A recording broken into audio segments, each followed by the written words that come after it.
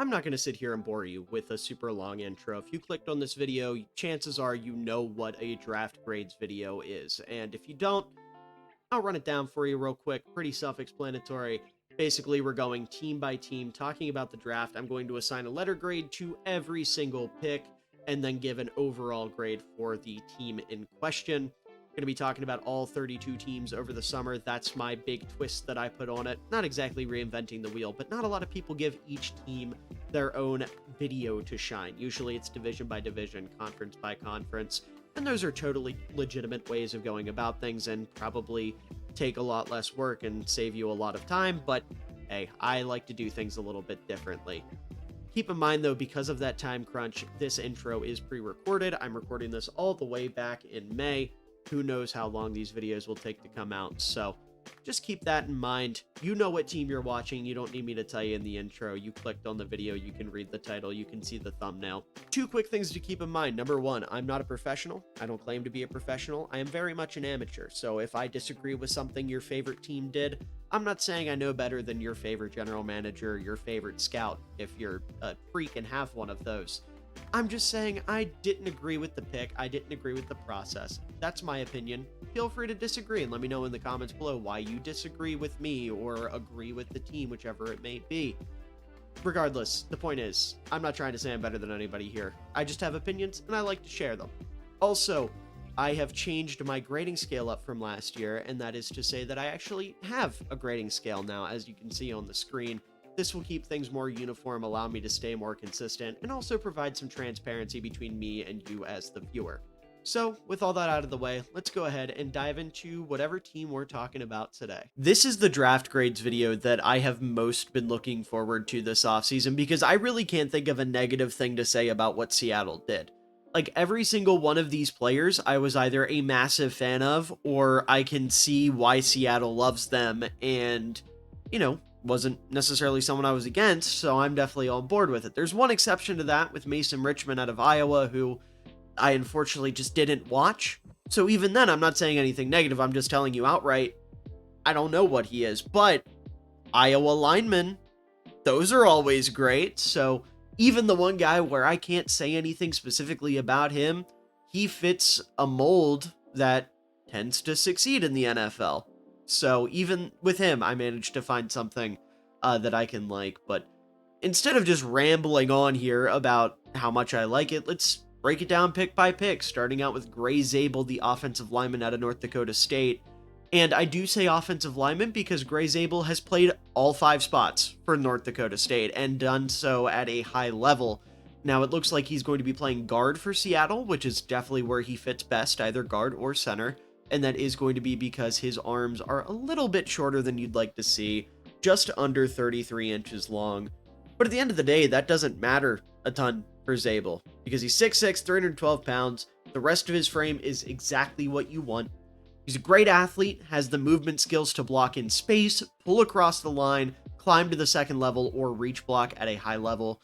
He's a high IQ player who quickly picks up on stunts and blitzes. He has fantastic play strength. He has really strong, active hands to fight off defenders as a pass blocker, and his grip strength to latch on as a run blocker is phenomenal. His technique across the board in pass pro, whether it be his upper or lower body, is really, really good. He's a super refined player. His pad level's great. He has a really good understanding of leverage as a run blocker. He knows he needs to be the low man on every play, and he does a great job of putting himself in those situations. He's also a people mover in the run game. He is nasty. I mean, he wants to kill the guy across from him pretty consistently, which is always super, super fun. When he gets to the second level, as a run blocker, he's going to do a great job of locking onto a target and attacking. He doesn't miss a lot of blocks downfield. And as I mentioned already, the versatility is legit. So in a pinch, if something were to happen and you need Zabel to kick outside, I think he can absolutely do that. Now, obviously, it's going to be a little bit harder at the NFL level, especially given the arm length, but I still think he would be more than capable. On the weakness side of things, really the only thing I can say is his experience at center is limited. He doesn't have the length to play tackle, and he has only played one FBS school across 40 career starts, so the usual things that come with a player from North Dakota State. You can bring up the level of competition and whatnot. That doesn't matter to me a whole lot with Zabel. He's so technically refined that his game, I feel, is going to translate. And then with the center and tackle thing, it looks like he's playing guard for Seattle, so doesn't really matter, right? Reminds me a lot of Graham Barton last year coming out of Duke, who ended up having a really, really nice rookie season. And I think Zabel will probably be in the same boat. He's somebody that strikes me as a player that will contribute heavily from day one, will stand out from day one, and I'm really excited to see what he's going to do with Seattle, especially with this new run game that we will talk about a lot today in Clint Kubiak's offense.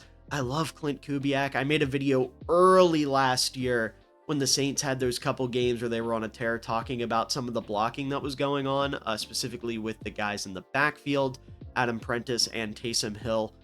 And that will become very apparent when we hit the 5th round and talk about my GOAT. But for Gray Zabel as well, someone who is such a high IQ player and is such a good run blocker, especially on the move, he's going to thrive in this offense. So I'm love this pick. So even though Zabel wasn't my highest rated interior lineman at this point, this is an easy A for me.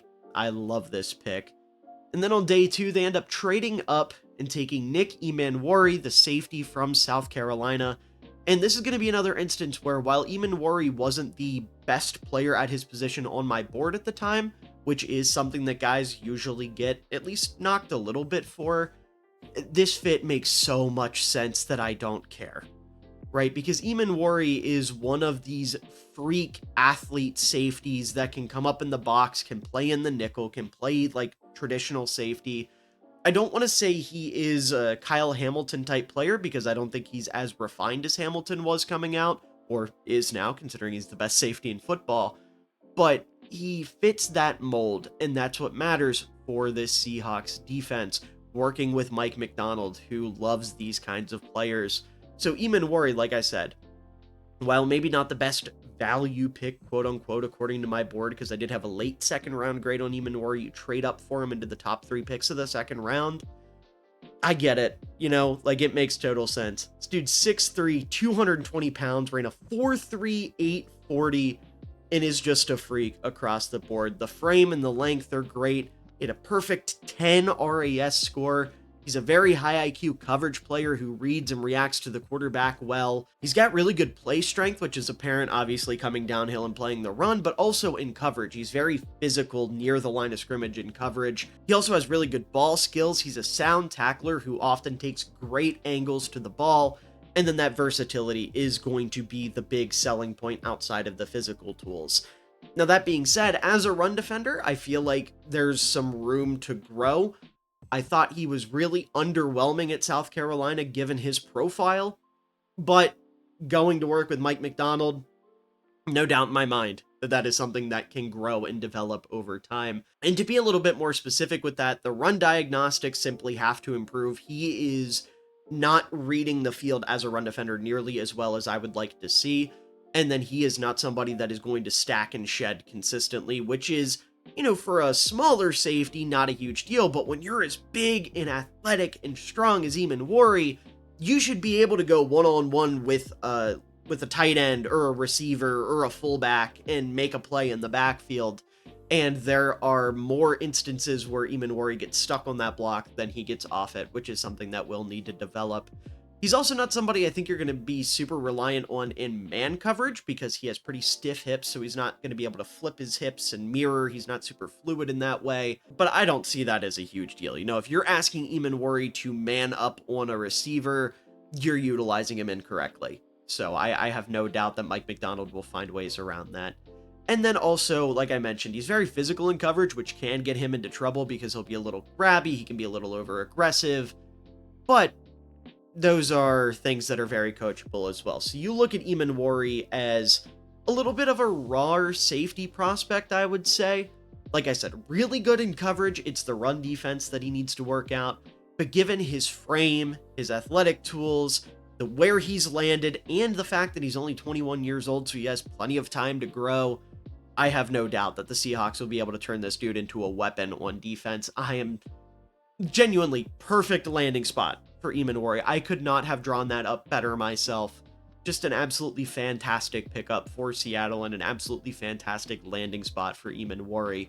And then 15 picks later, they end up selecting a tight end in Elijah Arroyo out of Miami. And I apologize if this section of the video sounds a little bit different because I'm having to record this while I'm editing. I originally recorded this video on Friday, which was the 18th. I'm editing on Sunday the 20th. The video will go up on Monday the 21st.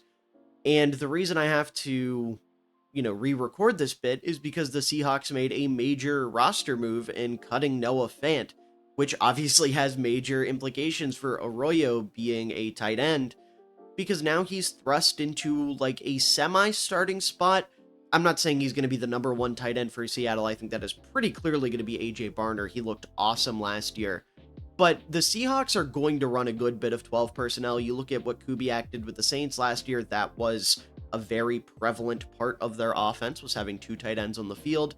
And Arroyo is that tight end too now, so he's going to see the field a good bit more than I was anticipating as a rookie. And, that doesn't change my grade or anything. Like, the value was still good. There was only one tight end on the board that I thought was better, or at least had a higher grade on than Arroyo. And even then, the only real reason I had a higher grade on him was because of the injury history with Arroyo. As a player, I think Arroyo has more upside, that player being Gunnar Helm, if you were interested. But, if it wasn't for the injury, then Arroyo would be my tight end 3. So, taking that into consideration, even though I do view Arroyo as a little bit of a project, not a full-blown, gotta build him from the ground up, but, a type of player that does have a decent bit of room to grow, this is a really nice pick in the second round, especially if you know that he's going to be on the field for you early. That makes a ton of sense to me. But taking a look at Arroyo as a player, he has the perfect frame for a move tight end at 6'5", 250 pounds. He teeters that line of being able to, block while still being able to get out and move and run routes and things of that nature. Nowadays there's a lot of guys who are kind of one or the other. Arroyo is teetering on that line, which is always great to have. He has 33-inch arms, which is really going to help his catch radius. He can snatch balls away from his frame, things of that nature. He's very scrappy and willing as a blocker. He plays with an edge to his game, and it will allow him to make an impact as a move blocker. Now, sure, if you line him up as an inline tight end, I don't think you're going to get him to stand up a defensive end or an edge rusher or anything like that. But if you've got him out on the move and he's got to take care of a linebacker, a safety, a corner, very much capable of that. He's a great athlete. I already mentioned the catch radius, but he also has very strong and soft hands, which help his ability to pluck the ball away from his frame. He's more than capable of high-pointing passes if needed. He's a solid route runner with pretty good fluidity for his size. He's got plenty of juice to beat linebackers and threaten up the seam. He has a good understanding of zone coverages, allowing him to sit down in soft spots and exploit them. He's a legitimate threat after the catch thanks to the aforementioned athleticism. He's great at adjusting and finding openings on scramble drills, which would be really nice if their next pick, who we'll talk about, ends up being the starting quarterback at any time for Seattle. And he's also pretty versatile. At Miami, he lined up as an inline tight end, as a move tight end, and in the slot. I think the latter two are going to be more of what he would do in the NFL. You can get away with putting him inline, but again, AJ Barner does exist, so I don't know how often you're going to look to do that. On the flip side of things, as I already mentioned, his injury history was a big problem, and it limited him to only one truly productive year of play, so there is a little bit of a gamble aspect to this. Personally, I think the talent speaks for itself, but if you're somebody that puts a lot of stock in production, I can see why you might be a little bit lower on Arroyo. Additionally, in man coverage, he's not great at beating it in one-on-one situations. Normally, he's going to put himself in contested catch situations as opposed to just separating. He's good in those, but obviously you'd like to see him pull away a little bit more. And then as a blocker, his pad level needs to improve, and his technique, most notably his hand usage, also needs to improve. But again, as a move tight end, that just isn't going to be as big of an issue for him. It's not going to be something that you're asking him to do a whole lot. It's going to be a lot more of him getting out in space and hitting somebody in open space, trying to open up a little bit of room for the ball carriers. So I like this pick a lot. Again, cutting Noah Fant doesn't really change my opinion on it because I was already fairly high on the pick. but it does change the conversation around the pick for sure. I will say, last year, Kubiak ran a ton of 13 personnel, which is something I talked about with the Arroyo pick originally. I still think that will come into play. You see Robbie Oots down the board. I know I have him listed as a fullback / tight end. We'll talk about him. That's my GOAT.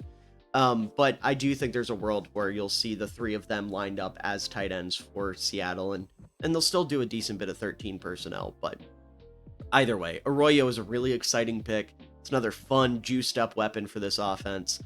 And cutting Noah Fant only makes this pick more important, which in turn makes it a lot more exciting. And then you move to the third round, and they took Jalen Milroe, the quarterback out of Alabama, who was my QB1. I had a late first to an early second round grade on him. Loved the value here.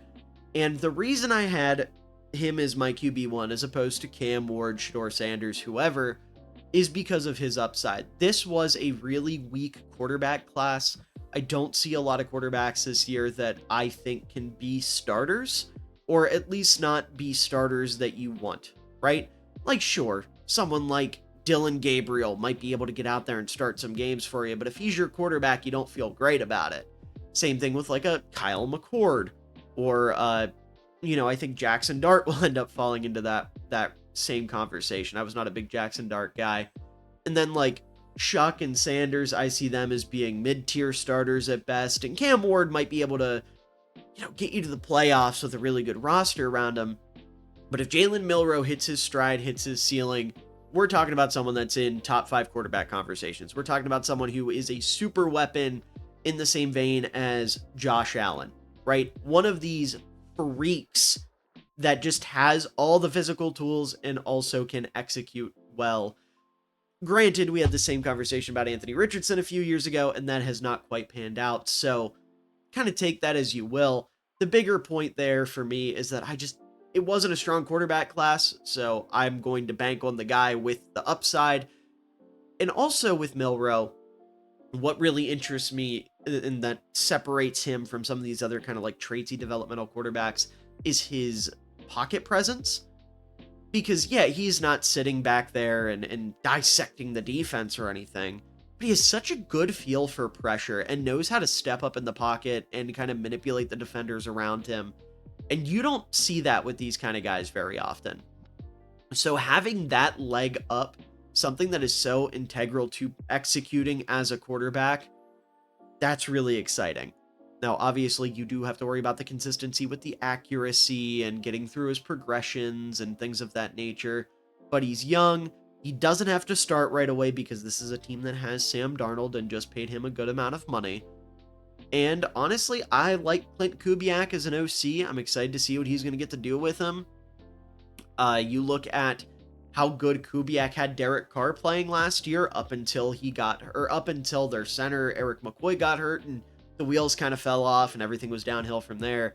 But those first couple games, like Kubiak was executing a very quarterback-friendly offense and was making Derek Carr look very good. And if he was making Derek Carr look very good, I feel like there's definitely a world where he can play a good hand in Jalen Milroe's development. So I'm really excited about this one for Seattle. Obviously, there is a world where this doesn't matter a whole lot because Sam Darnold ends up continuing to play the way he was for Minnesota. We'll have to see if that's going to happen. I'm not going to say either way in this video what I think because I can see both sides of it. That's kind of a wait and see thing. But if he does, then, this pick doesn't matter nearly as much. But taking a risk on Milroe in the third round is something I can definitely get behind. I suppose I should also mention the fact that Milroe is one of the best runners of the football at the quarterback position we've seen.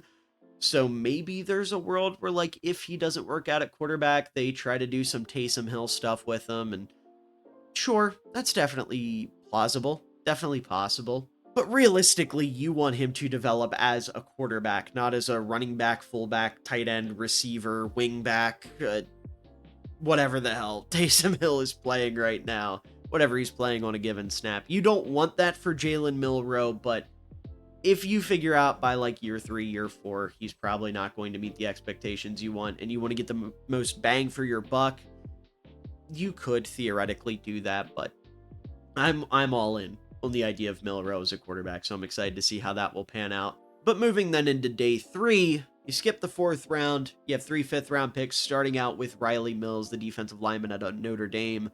And I'm going to be honest, I didn't watch Riley Mills pre-draft, so I don't have a ton to say about him, but I did go back, peruse the film a little bit, took a couple notes, and what I was able to pull away is this makes a ton of sense as a backup for Leonard Williams. Very similar build at 6'5", 291 pounds. He's one of these, 3-4 DN / 4I type players, whatever you want to call him. Good height, good length, good size for that type of player. He's a good athlete who can run down ball carriers in the open field. Played across the line at Notre Dame. He has a couple go-to moves in his bag, including a nice bull rush, as well as a long arm move, a swim, a rip. There's a couple different things he can use to win as a pass rusher. As a run defender, he's able to stack and shed. He's able to hold his gap. He does a great job kind of flowing with the play and, reading out where the running back might want to go. So nice diagnostics there as well. He can stack and shed. He has a great motor, both as a pass rusher and as a run defender. Really nice on stunts and twists. And he's one of those guys that just got better every single year. So definitely a nice pick there. 2 things to note, though, with Mills. First and foremost, he's coming off a season-ending knee injury that he suffered late into the year at Notre Dame, so we'll have to see how the recovery is going there. And then as a run and pass defender, I really don't like how little care he puts into defending his chest. That is something that is going to need to improve. Granted, he has a phenomenal mentor in Leonard Williams to help him out there, but if he is going to be an NFL player, that is going to need to improve, because that is going to get him knocked off balance. It's going to hurt his ability to establish contact. It's going to hurt his ability to stack and shed. It's basically just going to turn him into a dummy out there. But it's a really coachable thing. This is something that he can absolutely improve upon. And if he does that, then the future is bright for him as a defensive lineman, a rotational defensive lineman for this team. And that was their last defensive pick of the draft. So we'll go ahead and jump back over to the offensive side of the ball for the rest of this video and talk about some of the guys that are going to get to work with Clint Kubiak, starting out, of course, with Torrey Horton, the wide receiver out of Colorado State. And first and foremost, I thought this was a major steal. I had an early to a mid 3rd round grade on Horton, 22-year-old receiver who's 6'3", 196 pounds with 4.4 speed. He's just really exciting. He's really good at pulling away from defenders vertically or on crossing routes because of that speed. He's a sure-handed receiver who improved his drop rate year after year. His ball tracking ability and his body control to get underneath of deep balls are both really, really good. He's super exciting after the catch with speed, vision, and creativity as a ball carrier. He showed he could play inside or outside at Colorado State. He's very versatile for their receiver core. And he had good production as a punt returner, 3 touchdowns. So a little bit of special teams value there as well. On the flip side of things, injuries are a little bit of a concern, coming off a groin strain and a season-ending right knee injury last year. We'll have to see how the recovery goes from there. He's not the strongest receiver in the world. He's not somebody that is going to consistently beat press because of that. His route tree is a little limited given the way he was used at Colorado State. He was pretty much just, you're fast, go win downfield, go win across the field. There wasn't a whole lot of nuance to his route running, which just wasn't asked of him. And then as a run blocker, he leaves a little bit to be desired because of that lack of play strength. It's not like he's not trying out there, it's just he's not having much of an impact. But all that being said, I could see him taking over as a starter sooner rather than later. You take a look at this receiver room, JSN and Cooper Kupp are absolutely your 1 and 2. Those are 2 very, very talented wide receivers. And then it's Marquez Valdes-Scantling, and I have no doubt that Torrey Horton can beat him out. I already mentioned Torrey Horton is a very sure-handed player. His drop rate has shown tremendous improvement throughout college. Marquez Valdes-Scantling, he's known for 3 things: being tall, being fast, and having hands made out of cinder blocks. So I have no doubt in my mind that Torrey Horton, as a 5th-round pick, can end up winning out that job and becoming the wide receiver 3 for this offense. I would love to see that happen. I think there is a lot of potential with Torrey Horton. And if he can show quickly what that potential is and can impress coaches in Seattle, then a lot of teams are going to be beating themselves up for passing on him. I thought he was a lot better than some of the receivers taken ahead of him this year. I said, big fan of his all around. And then we get into my favorite pick of the draft, period. Not just for Seattle, not just in the NFC, my favorite pick of the draft, period. My GOAT, Robbie Oots, the fullback out of Alabama, someone who's been on my radar for multiple years. I first caught wind of this dude watching Bryce Young film. When Bryce Young was coming out, I saw this guy, said, who the hell is 45 and why is he not lining up in the backfield? Lo and behold, that's what Seattle seems to be doing with him. He's listed as the backup right now to Brady Russell. Much love to Brady Russell. Big fan of his. Robbie Oots is a different breed, man. He is such a good blocker. I mean, you take a look at the frame right away. 6'3", 274 pounds as a true fullback. Oh, yeah, whatever. He played tight end in college. He'll probably play a little bit in the NFL. I don't care. This is a fullback through and through. This guy is a stud. Frame's great. He's got that old school gladiator mentality with a clear bloodthirst, and I would even say bloodlust on every single down. He has great field vision to lead ball carriers through the hole. He's a legitimate people mover at the point of attack with great play strength. He's a high IQ player who's great at adjusting when things go off script. He's a former wrestler, which is very apparent in his aggressive and accurate hand usage. He's a really good pass blocker as well. He lined up all over the place for Bama. He lined up in the slot, at tight end, as an H-back, and of course as a fullback. As a receiver, he is a natural hands catcher, which is awesome for someone of his size. And he also has plenty of experience on special teams. So in other words, there are 4 things that you want in a modern fullback, and this is coming from someone that has watched copious amounts of fullback film. If you've been around this channel for a while, you know how much I love this position. There's 4 things you want to see. You want a tenacious run blocking background. You want someone who can hold their own in pass pro. You want someone who can play on special teams. And as the cherry on top, if they can catch the ball out of the backfield, you've got yourself a keeper. Robbie Oots is one of the most tenacious run blockers I've seen come out of college in the last couple years. He's got plenty of experience on special teams. He's shown he can block in the pass game as a tight end, as a fullback, as an H-back, wherever you need him. And he can catch the ball out of the backfield. Sure, his production wasn't crazy, but by fullback standards, he got the damn ball. I love Robbie Oots. This is such an exciting player. Such a fun pick. The only negatives I can say is he's not a route runner. Like, at all, he's 270 pounds, so he's not getting out there and doing anything too crazy.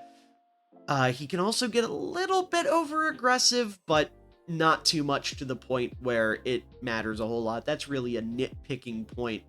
So the reality of the situation is here, you brought in an offensive coordinator who has made it known he wants to use a fullback, right? He loved Adam Prentice last year with the Saints, and even having Taysom Hill as somebody he could use as a blocker. So now you've got Robbie Oots, who is a stud. I think has all the potential in the world to be one of the 5 best fullbacks in this league. He's such a good football player. I love Robbie Oots. I'm so happy he got drafted. I'm so happy he went to a team that uses a fullback. And I'm so happy that team is listing him as a fullback. Again, no disrespect to Brady Russell. Love him as well. His glorious golden locks. But Robbie's a different animal, man. And I'm so excited to see what he's going to do in Seattle. That will be a film breakdown you get this year. Mark my words. If you stick with this channel, you'll see a Robbie Oots video at some point. Even if he doesn't get on the field a lot and I got to go look up his Bama highlights, I'll do it. We're talking about Robbie Oots on this channel at some point this season. But enough of my gushing. Moving into the 6th round, they took Bryce Cabledew, the offensive lineman out of Kansas. And I'm going to keep this one real brief because there's really not a whole lot to talk about here. Cabledew was a pretty straightforward prospect. Didn't get around to watching him pre-draft, but after taking a look, leading up to this video, this is just a traitsy tackle who's going to kick inside to guard. Has really good movement skills in the short area. His hand placement's nice. He's got really good jump sets as a pass blocker. Runs his feet hard. He sustains blocks. He drives through the whistle. Like, he's a developmental guard, and taking that in the 6th round, someone who's got good traits, I like that a lot. I like that a lot. That's a really nice pick. Can't complain about that at all. We saw another Kansas player last year, Dominic Pooney, go early. Very similar profile. Granted, I think Pooney was just a little bit more athletic and a little further along in his progression. He came out and looked like a stud for the Niners. So, taking Cable Dew here in the 6th and saying, we've seen one team do it, why can't we try it? Absolutely. Makes a ton of sense. You know, again, I've said it a couple times in these videos, once you get into the 6th, 7th round, you're looking for guys that you feel can make the roster, or you're just taking dart throws on traits, and I think Cable Dew applies to both. I think he can absolutely make this roster. You know, after years of Seattle kind of neglecting the interior of their line, they made 2 nice additions this year to hopefully push the needle there a little bit. But then we jump into the 7th round, and they made maybe my second favorite pick of the draft in Damian Martinez, the running back out of Miami. Martinez was one of my guys pre-draft, and the fact that he fell to the 7th round actually makes me sick to my stomach. I saw some rumors that there was like some character stuff going on in the sense that he didn't interview well, but if that's really all it was, if it was just a couple bad interviews that caused someone that I thought should have went easily early on day 2 to slide all the way to the 7th round, then Seattle got a steal. Because this dude is awesome. He has everything you could want in a running back. He's only 21 years old, so not a lot of tread on the tires. 6 foot, 217 pounds. He's got the frame you want. Much better athletic tools than you would expect from someone with his build. He's really good short area quickness to explode through rushing lanes once he identifies them, which does not take a long time because his vision is really nice. His play strength and power profile are incredible. His leg drive is awesome. He has a low center of gravity and awesome contact balance and make it really hard to bring him down. He was probably, I would say, second to Ashton Genty in terms of contact balance this year. I love how he bounces off of tackles. He's somebody that lowers his shoulder with the intent to kill the guy coming at him, which is super fun to see. I already alluded to this a little bit, but he's got great vision and a really patient mindset that are going to allow him to set up blockers or locate holes across the line. Going to make him great at running behind a fullback. Hint, hint, nudge, nudge.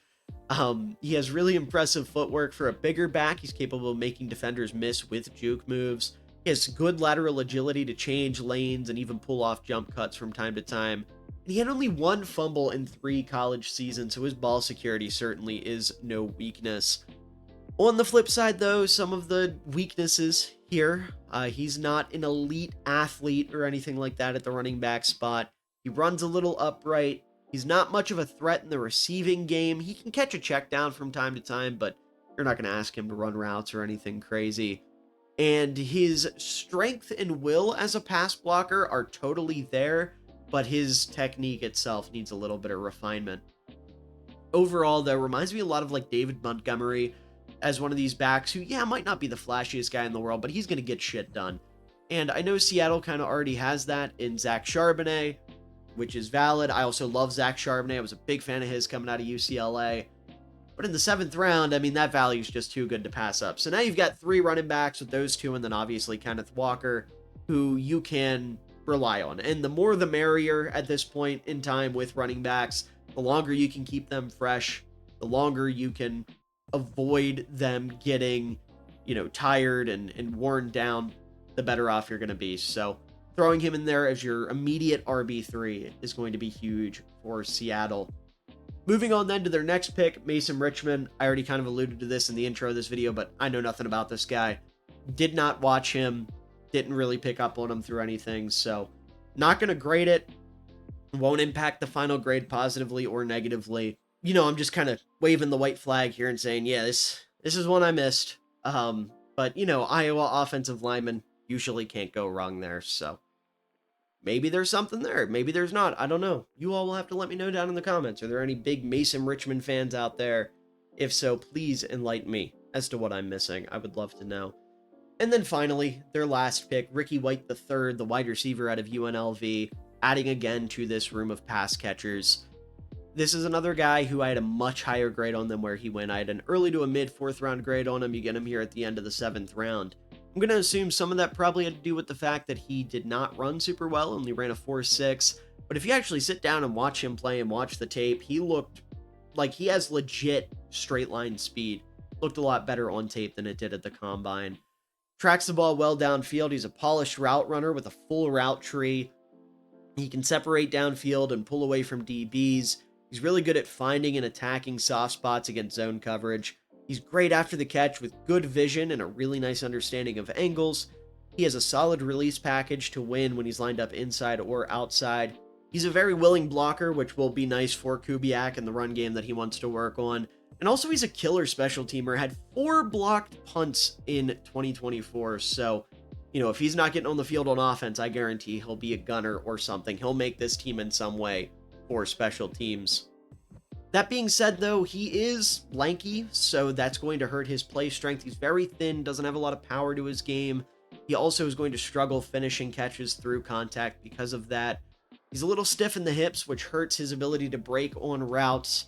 And then also as a hand fighter at the line of scrimmage, that will need to develop if he's going to consistently beat press.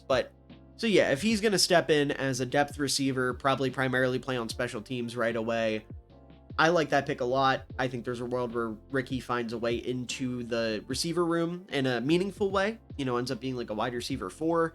I don't think he's quite as nice as Torrey Horton, but definitely someone who, you want to have on your team, even if he never is a receiver. That special teams ability is legit. So we'll have to see how that pans out. But all that being said, if it's not apparent, I adore this draft class. I'm giving it an A+. This was my favorite draft across the league this year. Just absolutely stellar stuff from Seattle's front office. 4 A's for me and 5 A+. One pick that unfortunately I could not give a grade to because I simply do not know.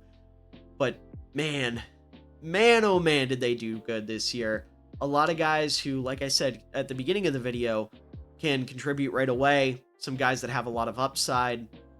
Just everything you want to see out of a draft. This was a very, very good showing from Seattle. I simply cannot stop singing the praises of this draft class enough, but I have been recording for over an hour at this point, so I do need to call it a day, which means that is going to do it for this video. If you enjoyed this video, please make sure to leave a like down below, as it does help out the channel a ton. It shows your support, it shows you care, and I really do appreciate it. Also, make sure to subscribe for more NFL content coming your way throughout the off season. If you want to see some stuff that I have in my backlog, I already made a video talking a little bit about how Clint Kubiak uses a fullback in his offense. If you're a Robbie Utes enjoyer like myself, or if you think Brady Russell is still the guy in the backfield, you'll definitely want to check that video out. Kind of check out what he was doing with Adam Prentice and even a little bit with Taysom Hill. Make sure to put a link to that at the end of the video, in the cards and whatnot. And in addition to that, like I said, there will be a Robbie Utes video on this channel at some point this season, so definitely be on the lookout for that. And also make sure to let me know down in the comments below what you thought about this video, what you think about this draft class, any thoughts on Mason Richmond to enlighten me a little bit. It really sucks that I didn't get to watch him, but unfortunately there were quite a few players that got drafted that I wasn't familiar with, and given a limited amount of time and resources, I decided to prioritize the guys that were drafted a little bit higher. Shout out to the 49ers, who half of their class I didn't watch. I'm so annoyed by that. But, it is what it is. And if Mason Richmond turns out to be some superstar or something, then I can come back to this video and laugh at myself for not giving him the time of day. But we'll have to see. And with all that out of the way, above all else, I hope you all enjoyed this video, and I hope you all have a wonderful day, evening, night, afternoon, whatever time of day it is for it. I hope you all enjoy it, because you're wonderful people, and you truly do deserve it. Had a chance on the throwback. This was an ill-advised throw. What an unbelievable catch by Cole Kmet. And he cups it too. No movement when he hits the ground, tucked up against his shoulder. Wow. Using that